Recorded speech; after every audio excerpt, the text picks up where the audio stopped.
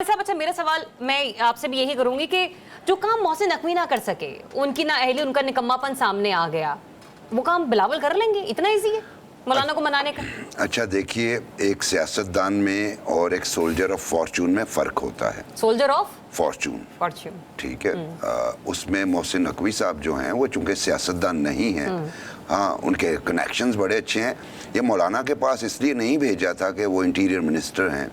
मौलाना के पास उनको दो रीजंस की वजह से भेजा गया। एक तो वो आसिफ जरदारी साहब के भी करीब हैं, लेकिन रिजवान रजी साहब भी इस बात के गवाह हैं कि जब ये अभी इन्होंने सिटी 42 नहीं बनाया था, मीडिया टाइकून नहीं बने थे, उस वक्त एक बैनुल अक़वामी चैनल के लिए काम करते थे, तो ये हर साल रमज़ान में एक ग्रैंड इफ्तारी दिया करते थे। अभी तक मैं भी 2 दफ़े वहाँ पे, मुझे भी शर्फ हासिल हुआ। मैं खुद भी लोगों को सर्व करते रही हूँ। जी जी, तो उसमें मौलाना साहब बाकायदा आया करते थे और मौलाना साहब की दोस्ती बहुत ज़्यादा थी। उस दोस्ती के नाते भी उन्हें भेजा गया कि जनाब अली आप चले जाइए। बिलावल भुट्टो का परसुएशन जो है ना वो बहुत स्ट्रॉन्ग है। आप जब अगर आप उनसे कभी मिली हैं, मेरी भी 1-2 मुलाकातें रही हैं, और उनके अंदर परसुएसिव जो एबिलिटी है वो बहुत शानदार है, अपनी वालिदा की तरह और अपने वालिद की तरह।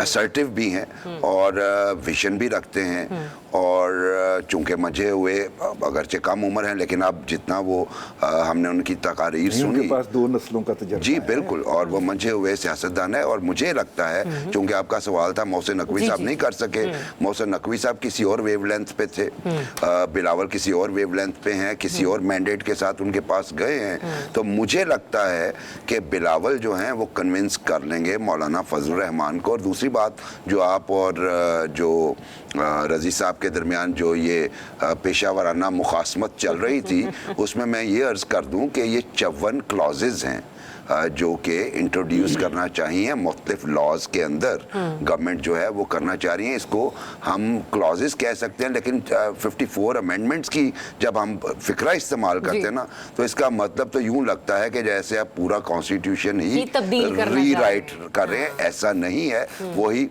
तो थोड़ी नोक पलक। मसलन एक ऐसी भी है जिस पे आपकी मोहतरम सुप्रीम कोर्ट ऑफ पाकिस्तान, जिसकी आज़ादी के लिए मैंने और रजी साहब ने बड़ी धूप जो है वो बर्दाश्त की, इफ्तिखार चौधरी साहब वाले मामले में, वही जो हमारी सुप्रीम कोर्ट है, उसने वो जो वोट वाला मामला था, अब मैं वो रिपीट करने की जरूरत नहीं है, कॉन्स्टिट्यूशन में नहीं है 63 है।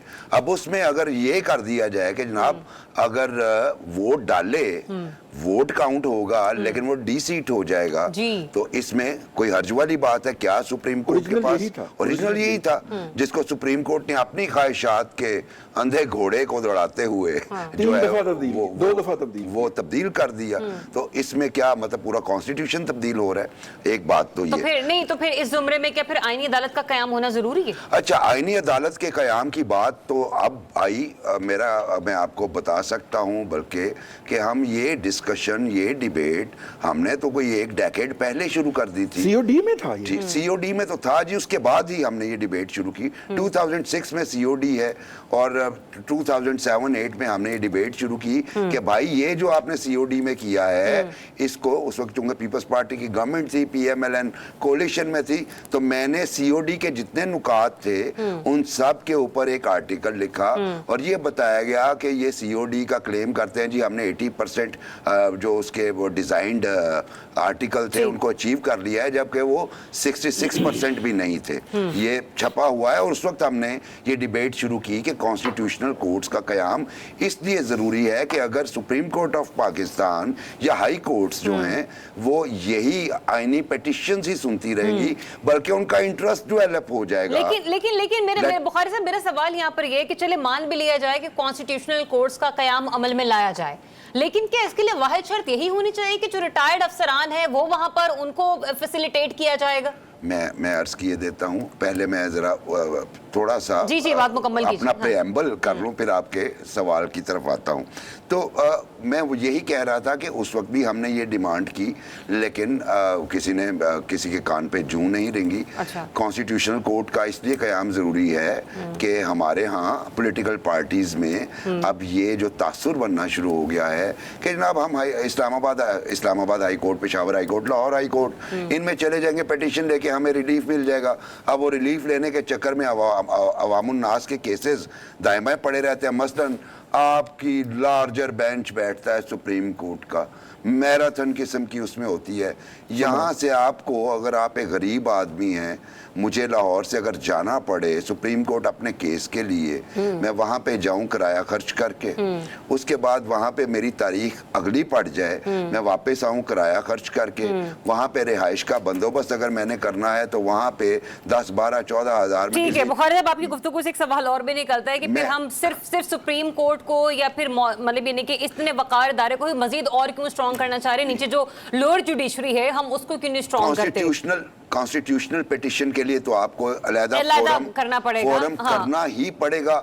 आज आप मुखालफत करें, लेकिन कल को आप भी इस जरूरत को महसूस करेंगी कि ये होना चाहिए था। अच्छा, उसके फॉर्मेशन पे, उसकी फॉर्मेशन पे, हाँ जी, अपॉइंटमेंट के तरीके पे आपको रिजर्वेशन हो सकती है। नहीं, अपॉइंटमेंट के तरीके पे तो बाद में आते हैं ना। सवाल पहले ये उठता है कि चले ये जो भी 54, 55 जितनी भी तरमीम हमारे सामने रखी गई हैं, ठीक है ना, तरमीम नहीं, क्लॉजेज हैं। चले जी 54, 55 जो क्लॉजेज रखी गई हैं और जिसके बारे में कहा जा रहा है कि चाहे इत्तेहाद में बैठी हुई पार्लियामेंट के मेंबर है या फिर ऑपोजिशन से आपको जोड़ तोड़ करनी पड़ती है, भाई वो वोट दे।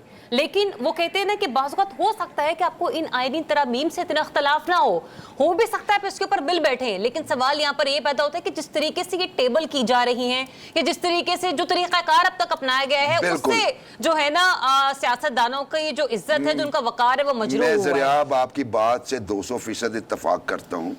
देखिए, कोई भी अमेंडमेंट लानी हो उसका तरीकाकार क्या होता है? वो अमेंडमेंट तैयार होती है, उसके बाद कैबिनेट कहती है ओके, और फिर वो हाउस में शेयर स्टैंडिंग कमेटी के पास चली गई। चलिए जरा इसका जवाब मैं अनवर रज़ा साहब से ले लूं, सिर्फ एक फिक्रा आपको बोल दूं कि ये जो तरीकाकार है, इसको जो अडॉप्ट किया गया है, उसने इन अमेंडमेंट्स को कंट्रोवर्शियल कर दिया है। अदरवाइज ये बड़ी नॉर्मल सी चीज होनी थी।